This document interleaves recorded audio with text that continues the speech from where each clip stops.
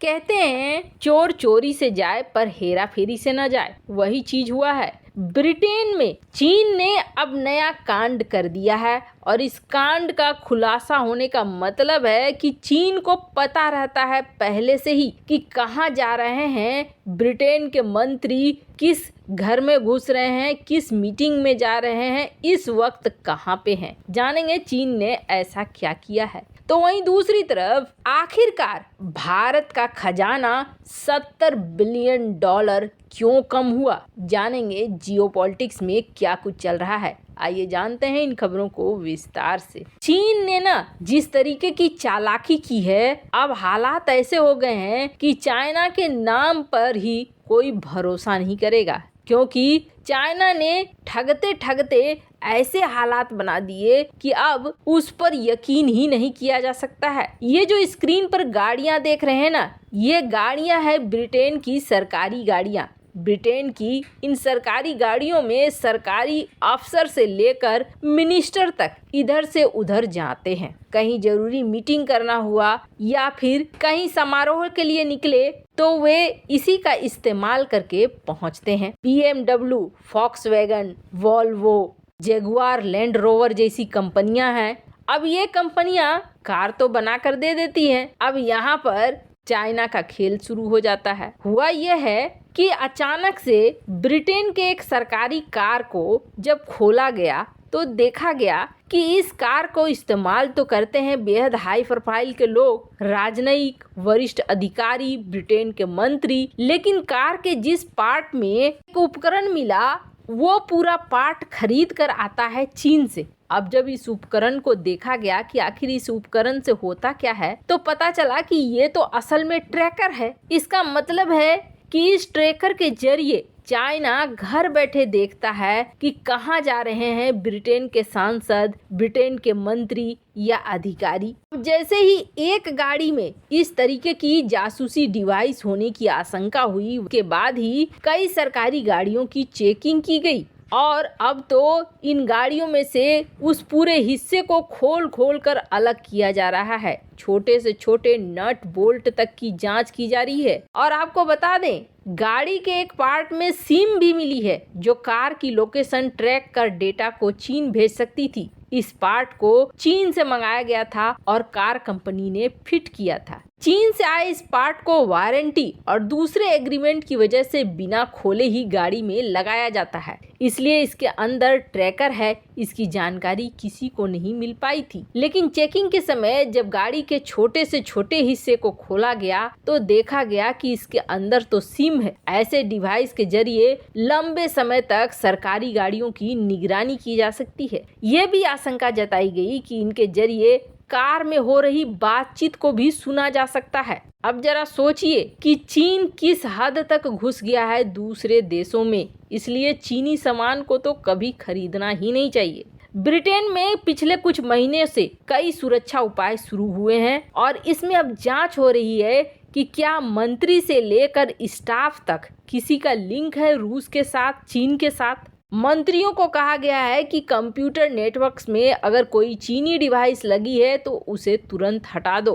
5G को लेकर भी सतर्क हो जाओ, क्योंकि कई ऐसे कंट्रोल यूनिट हैं जो चाइना से मंगाए जाते हैं तो चाइना उसके अंदर फिट कर देता है अपनी ट्रैकिंग डिवाइसेस को। वैसे आपको बता दें, इसका असर ये हुआ है कि बहुत सारे देशों के मंत्री और अधिकारी चौकन्ना हो गए हैं चीन की इस हरकत को देखकर। वैसे आपको बता दें, अफ्रीका में भी चाइना ने कुछ ऐसा ही किया था। अफ्रीका में बिल्डिंग बनाने का कॉन्ट्रैक्ट मिला था पार्लियामेंट हाउस से लेकर कई सरकारी हाउस तक, और वहां पर जब बाद में निगरानी की गई, जांच की गई तो पता चला कि वहां कैमरे लगे हुए हैं। ये जासूसी कैमरे जो पल पल की खबर चाइना तक पहुंचाते थे। यानी चाइना को अपने घर में एंट्री देने का मतलब है आपके अंदर की खबर बाहर चला जाना। खैर, जिस तरीके की चाइना अपनी छवि बना रहा है, आने वाले समय में इसको बहुत बड़ा खामियाजा भुगतना पड़ेगा